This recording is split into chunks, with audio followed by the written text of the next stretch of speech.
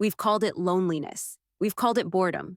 We've watched the seasons unfold and seen Jenny Slatten sitting in a foreign land, a world away from everything she ever knew, waiting for a life to begin.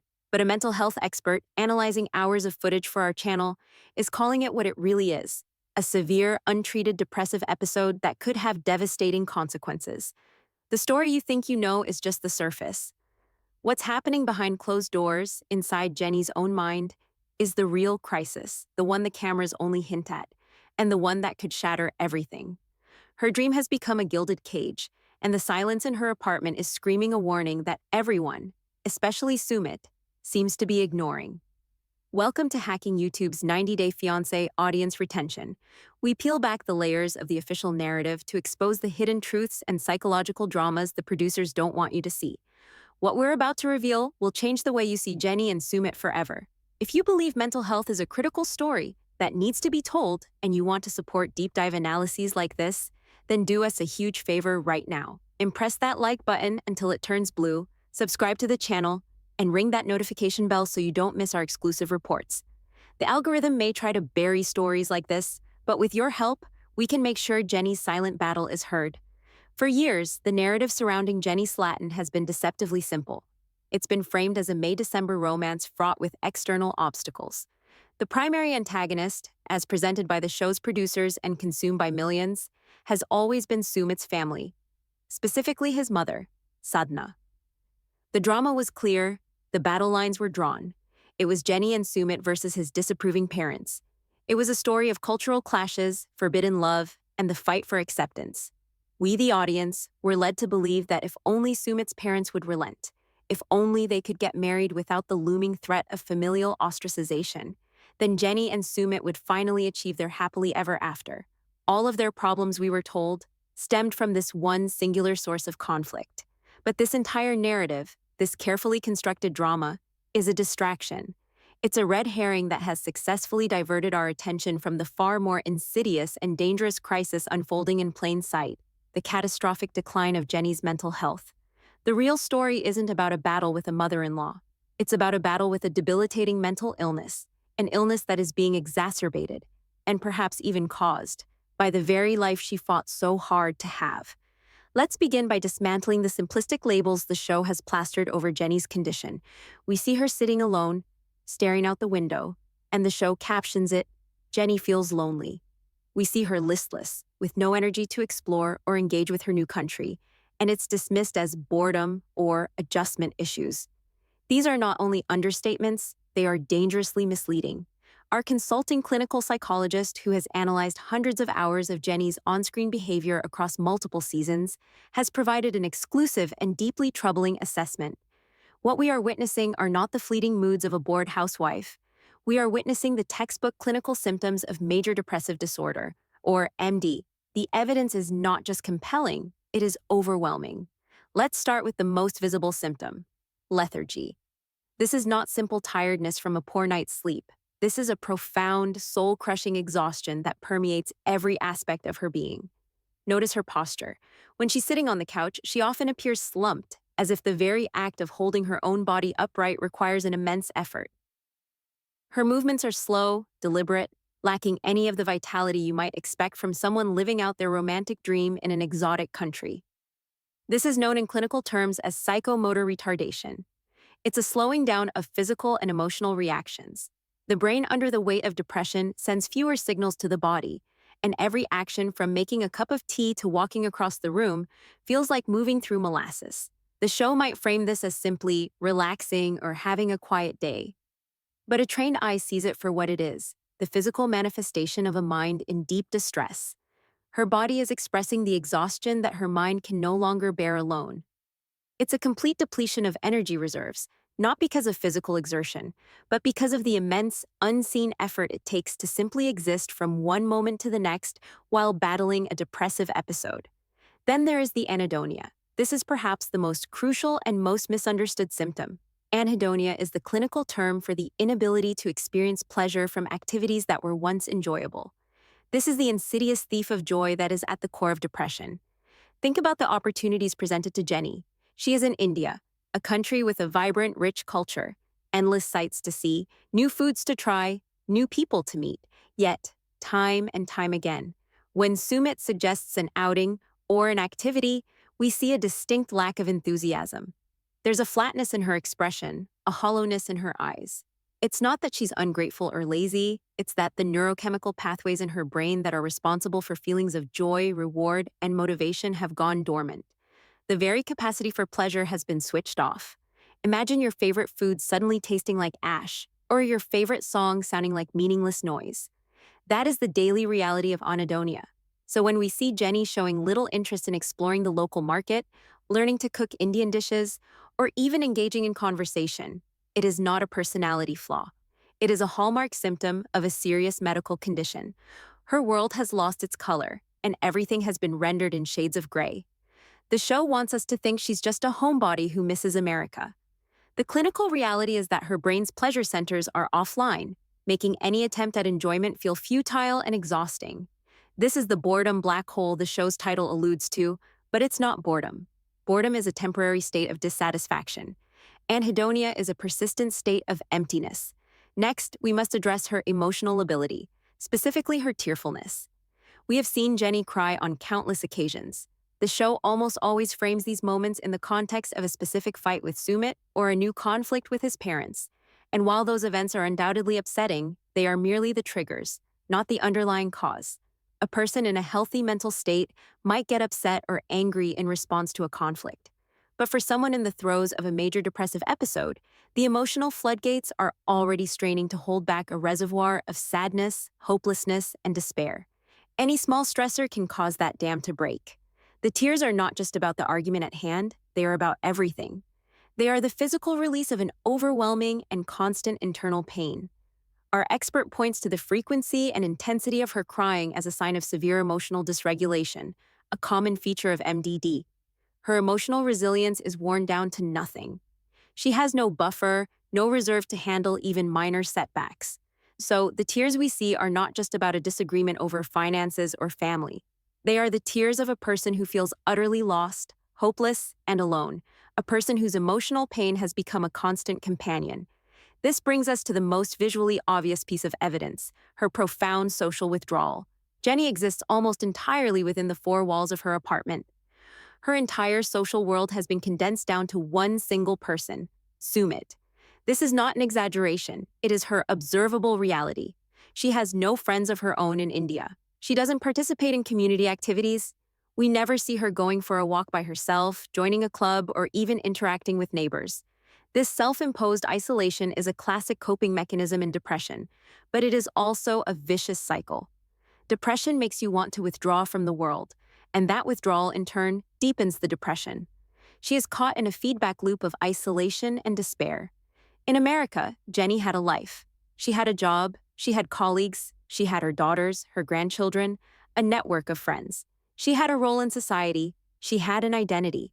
In India, all of that has been stripped away. She is now defined solely by her relationship with Sumit. This complete loss of her independent social identity is a massive psychological blow.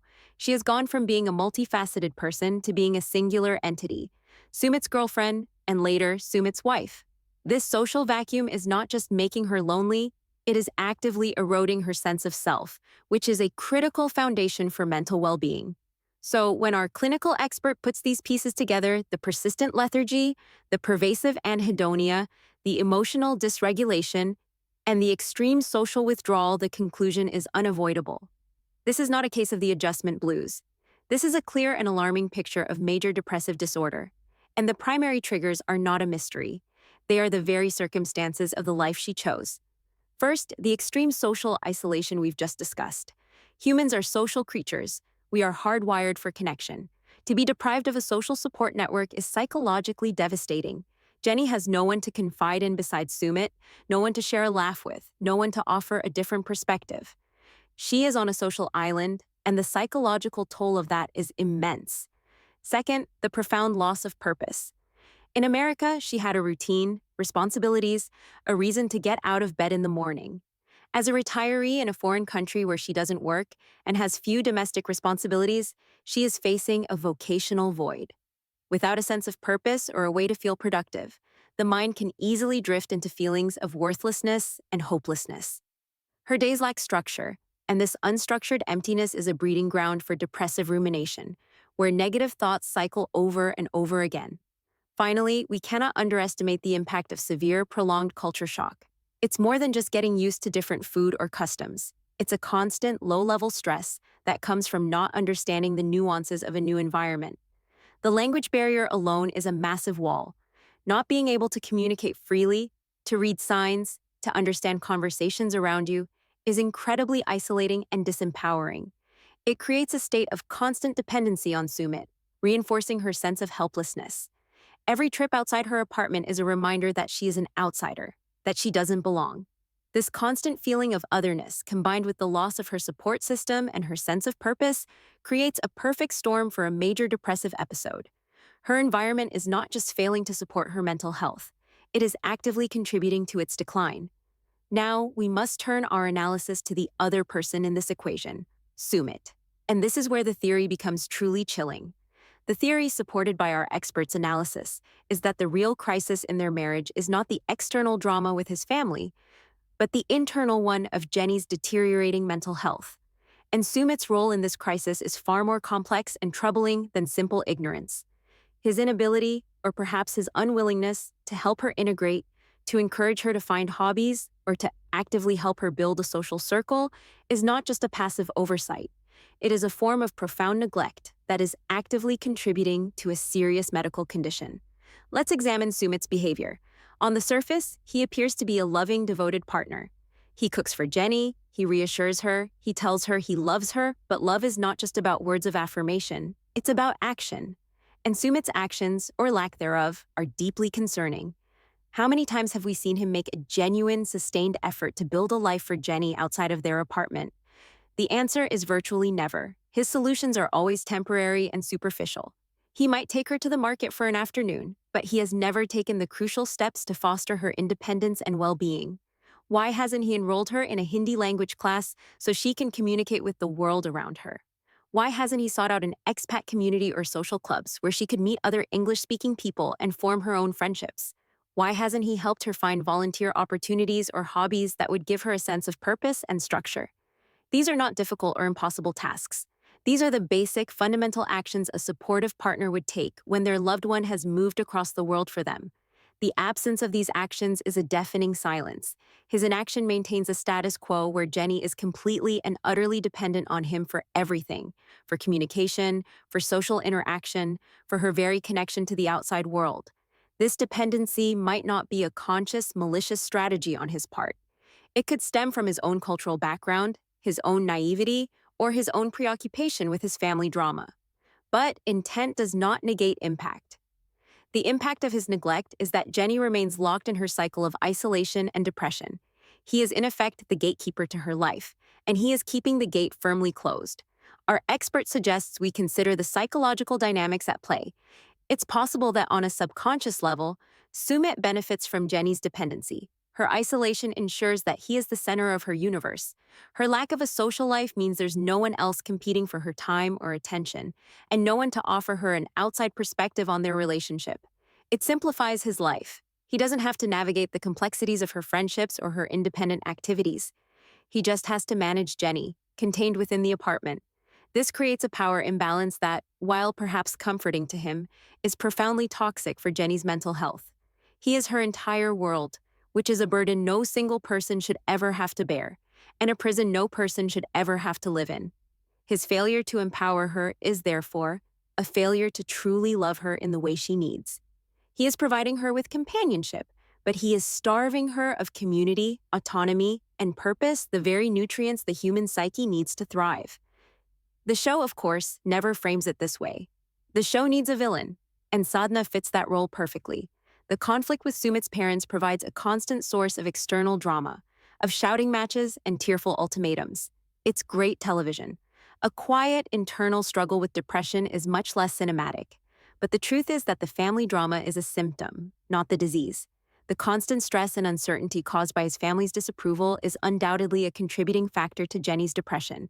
But even if his parents were to welcome her with open arms tomorrow, the fundamental problems in her life would remain. She would still be isolated. She would still lack purpose. She would still be living in a country where she cannot communicate, with no friends of her own. She would still be completely dependent on Sumit.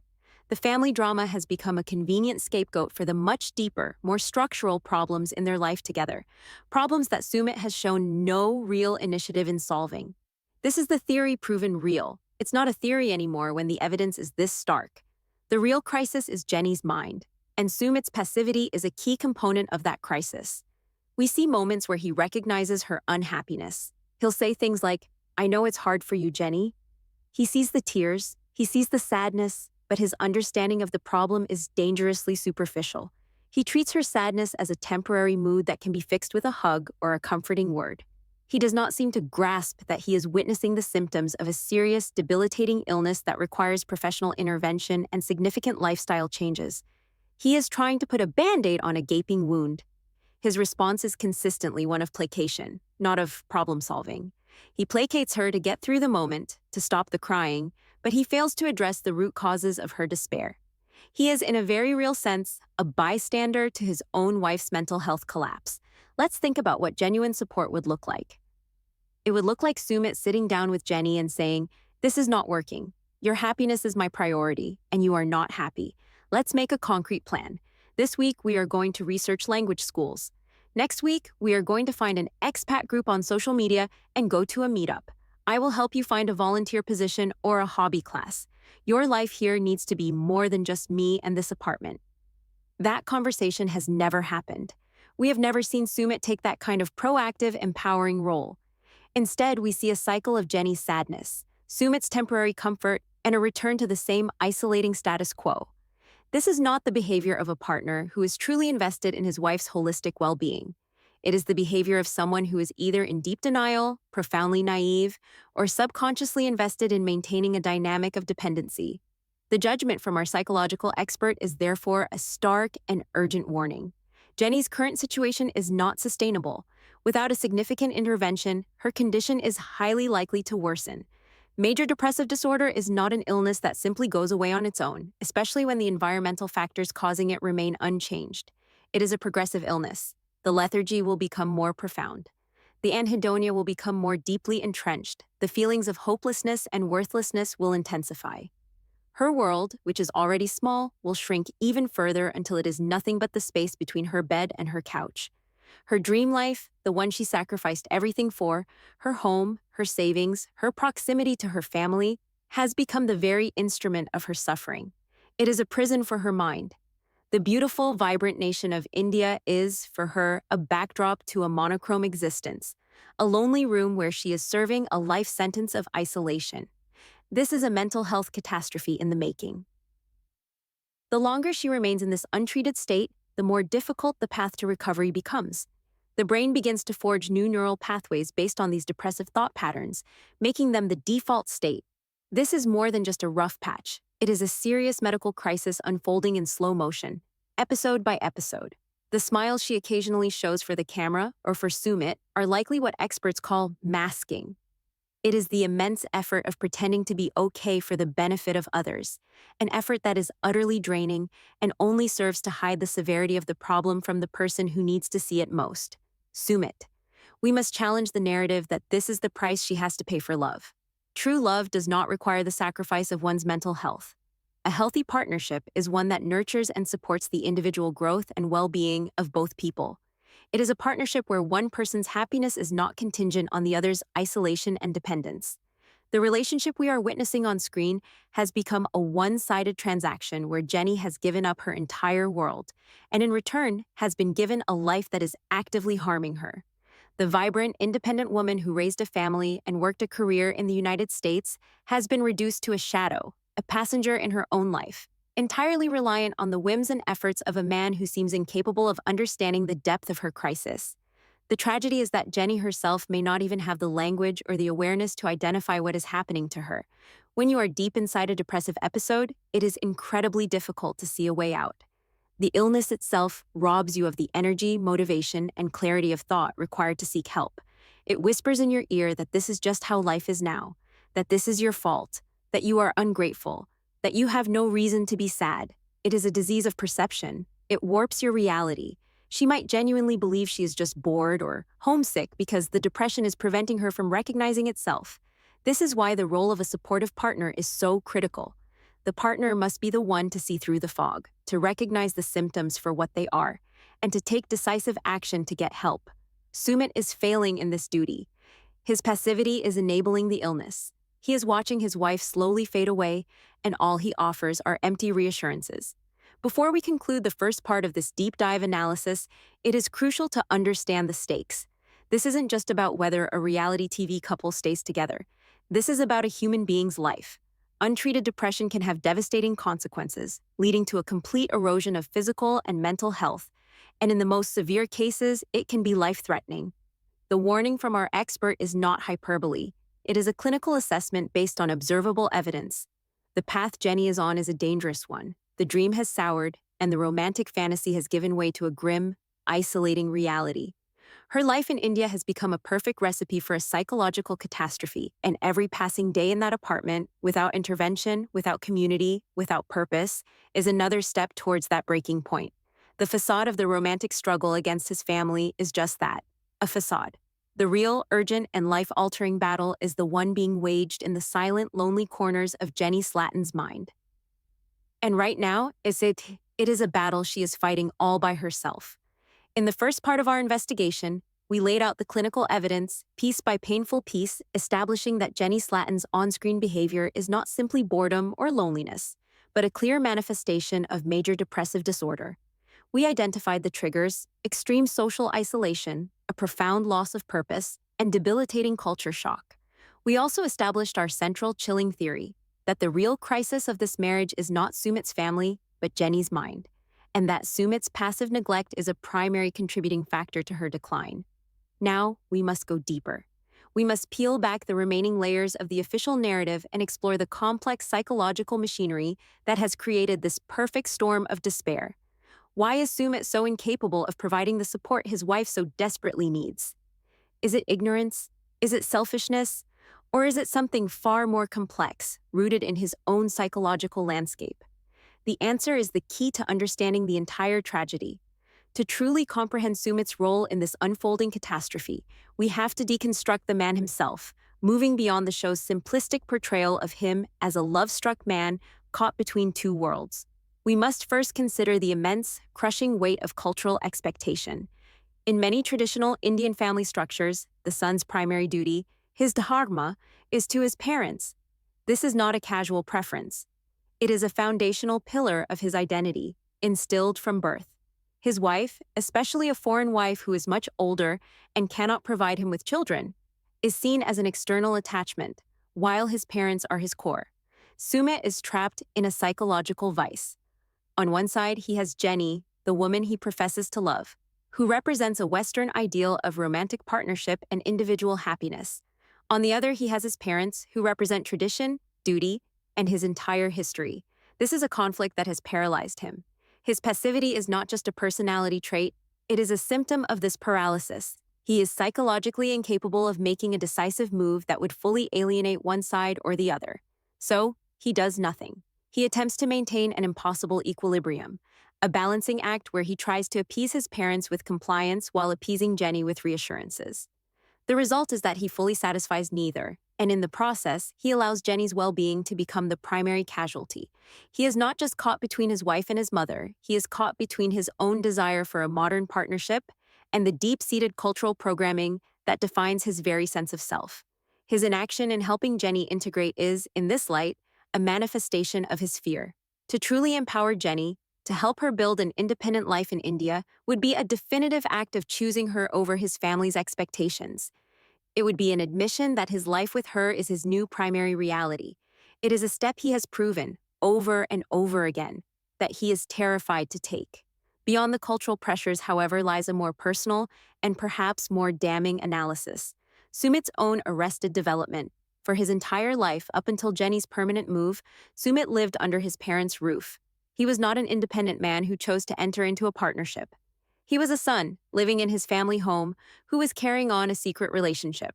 When he finally moved in with Jenny, he didn't move from independence to partnership. He moved from one form of caretaking to another.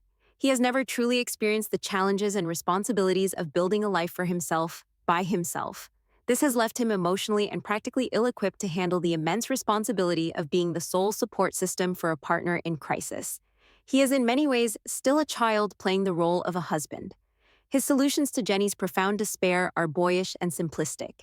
He thinks a sweet gesture, a nice meal, or a day out can solve a problem that requires a massive structural life change. He lacks the emotional maturity to understand the depth of her pain and the foresight to implement a long-term strategy for her well-being. He is in over his head. He won a decade-long battle to be with the woman he loved, but he has no idea how to actually build a life with her now that the battle is supposedly over. He is like a general who is brilliant at fighting a war but utterly incompetent at governing in peacetime. The daily, unglamorous work of nurturing a partner's mental health, fostering their independence, and building a shared community is a form of emotional labor for which he has no training, and, it seems, no aptitude. His failure is not just a lack of effort, it's a fundamental lack of capability rooted in a life of dependency.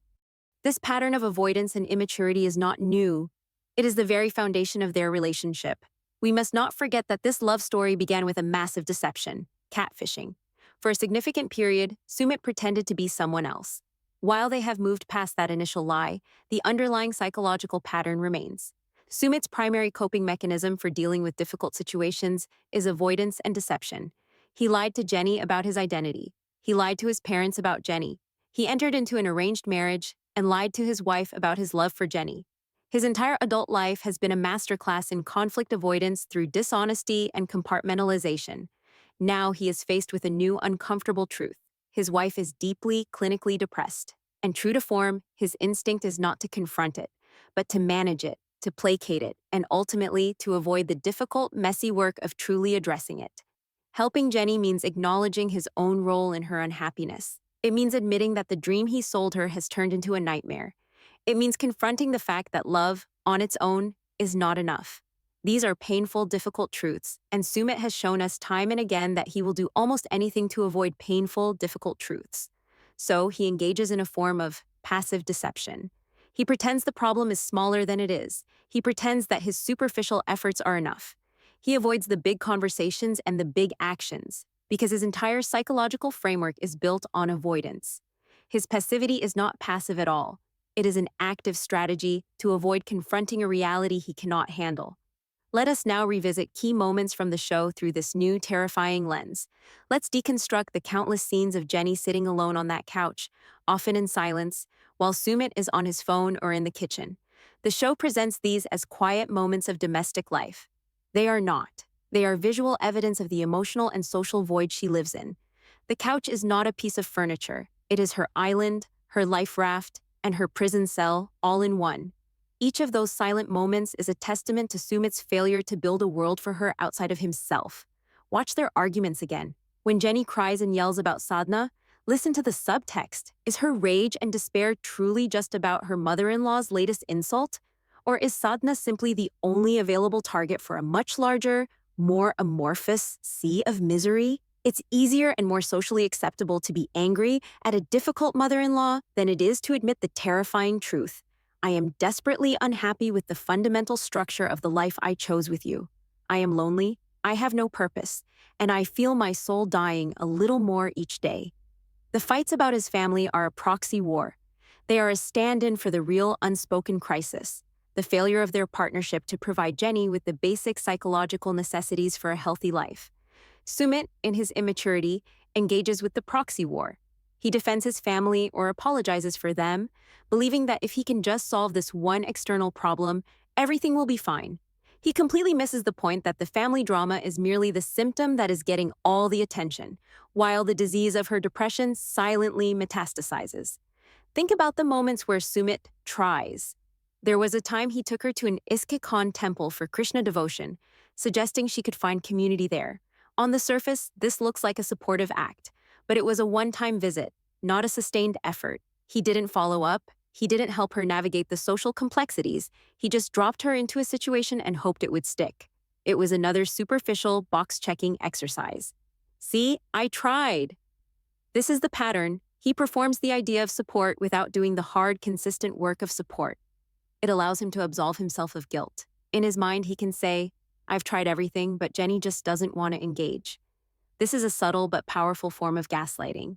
He shifts the blame for her isolation onto her, ignoring the fact that a person in a deep depression lacks the very motivation and energy required to build a new life from scratch in a foreign land. He is asking a person with two broken legs to run a marathon and then subtly blaming them for their inability to finish the race. It's a cruel and insidious cycle that protects his ego while further cementing her sense of hopelessness and failure. At this point, we must turn the lens on a third party in this dynamic, an entity that is not just observing, but actively shaping this narrative for its own gain. The show's producers. We are operating under the assumption that the producers of 90 Day Fiancé are simply documenting reality. This is a naive assumption. They are crafting a story, and the story they have chosen to tell is one of romantic conflict. American Woman Battles Disapproving Indian Family for Love is a simple, dramatic, and highly marketable narrative. It has clear heroes and villains. It generates clicks, views, and social media engagement. A far more complex and darker story, American Woman Succumbs to Severe Depression Due to Isolation and Partner's Neglect, is not as entertaining. It's uncomfortable, it's tragic, and it implicates the entire structure of the show itself. The producers are not just complicit in ignoring Jenny's mental health crisis. They are arguably profiting from it. They fly in, set up the cameras, and poke the bear. They orchestrate confrontations with Sumit's family because they know it will produce tears and shouting. They capture Jenny's profound sadness and edit it to look like a direct result of that conflict, neatly packaging her despair for the audience consumption. They are exploiting a woman's deteriorating mental state for ratings, all while framing it as something else entirely.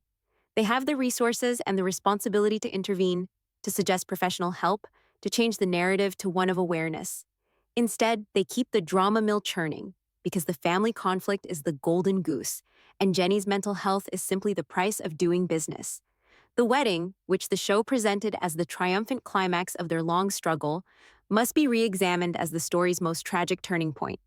For years, the wedding was the goal, the finish line. The implicit promise was that if they could just get married, all their problems would be solved. This is a dangerous fairy tale. Marriage does not cure depression. It does not magically create a social circle. It does not give you a sense of purpose. For Jenny, the wedding was not a victory. It was the final closing of the escape hatch. Before the marriage, she was on a visa. She always had the option, however painful, of returning to her life in America.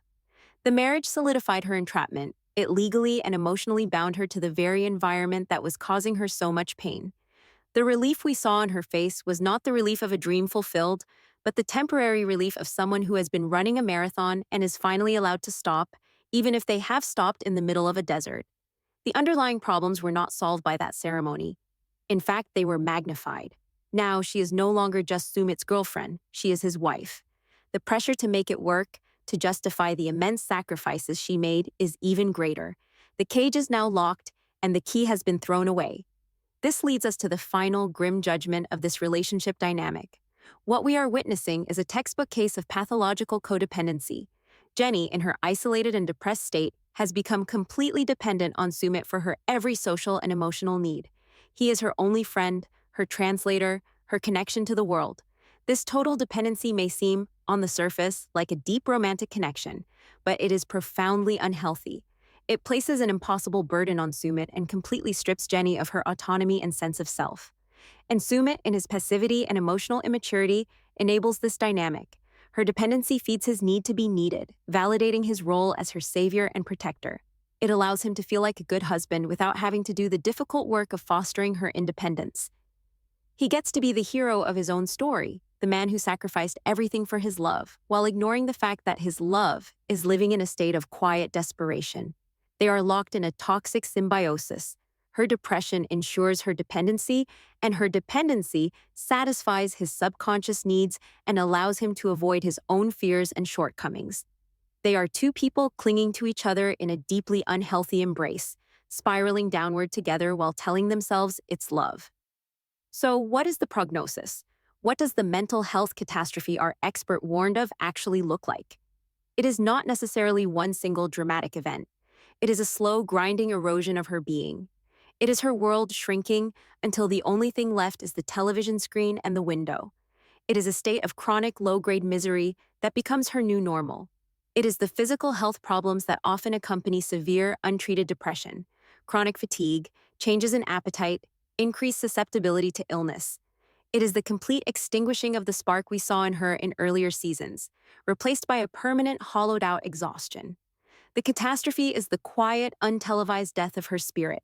Of course, there could be a breaking point, a health scare, a complete psychological breakdown that requires medical intervention, or perhaps most likely, a day when the pain of staying finally becomes greater than the pain of leaving, and she makes an emergency exit back to the US, not as a triumphant woman who lived out her dream, but as a shattered person who needs to go home to heal. Is there any hope? Can this be fixed? Theoretically, yes, but it would require a seismic shift in Sumit's character. It would require him to wake up and transform from a passive, conflict-avoidant boy into a proactive, responsible man. The path to saving Jenny and their marriage would involve immediate and intensive intervention. First, professional help. Jenny needs individual therapy with a therapist who understands her situation, perhaps a remote session with an American therapist. They both need couples counseling to address their toxic codependent dynamic. Second, Sumit must launch an active, aggressive campaign of integration.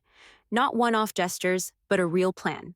Language classes, 3 times a week, joining an expat community and scheduling regular social events. Finding a meaningful volunteer position for Jenny that gives her structure and purpose. He would have to fundamentally change his priorities, making Jenny's well-being his absolute #1 job, even above keeping the peace with his parents. He would have to finally, truly, and unequivocally choose her. Given everything we have observed over years of footage, the likelihood of such a radical transformation seems tragically low. He is a man defined by his passivity, and it is unlikely he possesses the capacity for the kind of radical action her situation requires. So we are left with this haunting reality, hidden in plain sight amidst the manufactured drama of a reality television show. The biggest threat to Jenny and Sumit's marriage was never his mother. It's her mind. The greatest villain in their story is not Sadhna. It's the invisible, creeping illness of depression, an illness that is being aided and abetted by the very structure of the life they have built together. Jenny's dream has become a prison, and the man she loves is, unwittingly or not, acting as its warden. Mental health is a serious, life-altering issue that transcends borders, cultures, and television screens. The silent suffering of one person in a small apartment in India is a microcosm of a global crisis that we too often ignore or mislabel. Jenny's story is a cautionary tale. It is a warning about the dangers of sacrificing everything for a dream without a plan for the reality that follows. It is a stark reminder that love is not enough to conquer a debilitating mental illness, and that a partnership without true support is just a shared solitude. If you or someone you know is struggling with feelings of hopelessness, isolation, or despair, please do not suffer in silence. Reach out for help. Talk to a friend, a family member, or a mental health professional. There are resources available, and there is a path back to the light. Let's flood the comments not with gossip or hate, but with messages of support for Jenny and with links to mental health resources in every country. Let this conversation be a testament to our shared humanity, because the most dangerous prisons are not the ones with iron bars, but the ones we build in our own minds, often with the unwitting help of the very people who claim to love us the most. And breaking free from that prison is a battle no one should ever have to fight alone.